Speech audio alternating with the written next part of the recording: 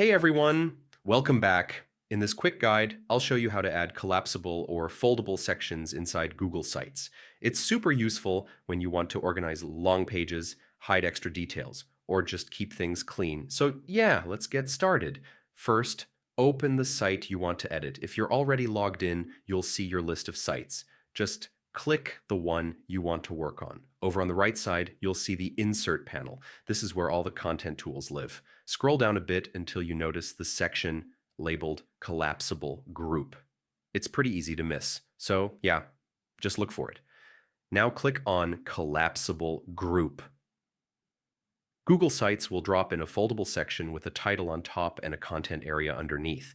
You can rename the title to anything like FAQ, notes, or whatever you need. In the content section, you can type regular text, add images, embed YouTube videos. All of that works inside the collapsible area. It behaves just like any regular Google Sites block, which is, honestly, really handy.